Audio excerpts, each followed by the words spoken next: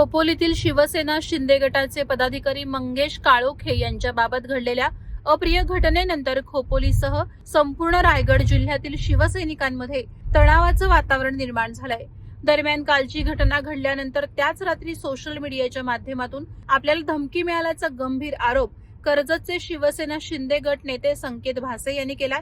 त्यांनी सांगितलं की राष्ट्रवादी काँग्रेसचे नेते सुधाकर घारे यांचे निकटवर्तीय महेंद्र घारे यांनी सोशल मीडियावरून पुढचा नंबर हा संकेत भासे याचा आहे अशा आशयाच्या कमेंट्स विविध प्लॅटफॉर्मवर केल्या।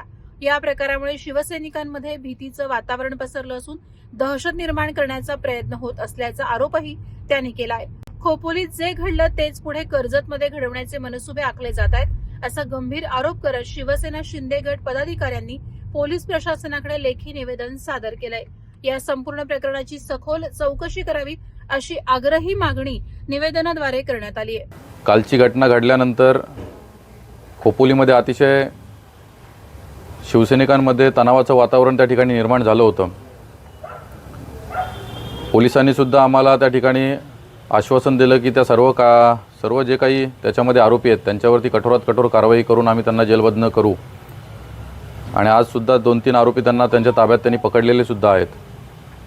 कालची घटना घडल्यानंतर काल रात्री सोशल मीडियाच्या माध्यमातून सुधाकर घारेंचा जो काय असलेला जवळचा व्यक्ती महेंद्र घारे यांनी सोशल मीडियाच्या माध्यमातून पुढचा नंबर हा संकेत भासेचा आहे अशा पद्धतीच्या कमेंट सर्व सोशल मीडियावरती केल्या। त्यामुळे संपूर्ण आमचे सर्व शिवसैनिक असतील आज कर्जत पोलीस स्टेशनला भेट देण्यासाठी या ठिकाणी आले। सुधाकर घारे आणि त्याचे सर्व सहकारी मिळून अतिशय दहशतीचं वातावरण तयार करून काल खोपोलीतली जी काही घटना झाली आणि याच्यापुढे कर्जतची घटना करण्याचा त्यांचा प्रयत्न असू शकतो। त्यामुळे माझं संपूर्ण पोलीस प्रशासनाला या ठिकाणी आव्हान आहे, नम्र विनंती आहे की महेंद्र घारेंनी जी काही आता कमेंट केलेली आहे की पुढचा नंबर हा संकेत भासेचा असू शकतो, तर कालच्या नंबरमध्ये सुद्धा महेंद्र घारेचा समावेश होता का याची सुद्धा सखोल चौकशी या संपूर्ण पोलीस प्रशासनाच्या माध्यमातून झाली पाहिजे। आणि सुधाकर घारे आणि जे काही त्यांचे सहकारी मिळून हा जो काही कूटनीतीचा डाव रचतायत, कठोर नीतीचा जो काही इथे प्लॅन करण्याचा जो काही प्रयत्न करतायत त्याला आम्ही जाहीर निषेध करतो।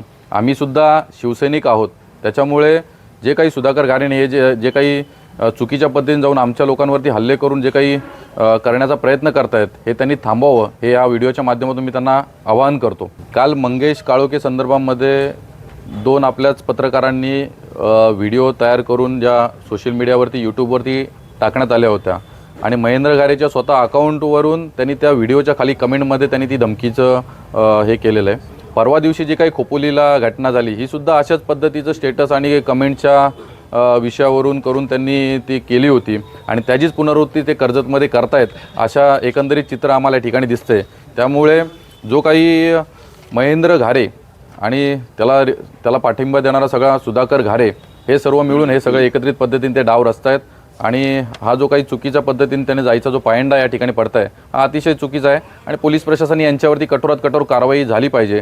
कालच्या सुद्धा गुन्ह्यामध्ये सुधाकर घारे असतील, त्यांच्या पक्षाचे असलेले भरतभाई भगत असतील हे त्याच्यामध्ये आरोपी आहेत, त्याच्यामुळे त्यांच्यावर सुद्धा कठोरात कठोर कारवाई होऊन त्यांना जेलबंद लवकरात लवकर केलं पाहिजे। आमच्या जीवाला सुद्धा या ठिकाणी धोका तयार झालेला आहे, त्याच्यामुळे अशा पद्धतीने जाऊन ते चुकीचं राजकारण या ठिकाणी करतात। त्यामुळे माझं पोलीस प्रशासनाला विनंती आहे की त्यांच्यावरती कारवाई लवकरात लवकर व्हावी।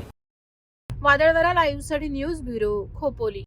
नवी मुंबई व रायगड जिल्ह्यातील ताज्या बातम्या आणि घडामोडींसाठी सबस्क्राईब करा वादळवारा लाईव्ह चॅनल आणि दाबा बेल आयकॉन।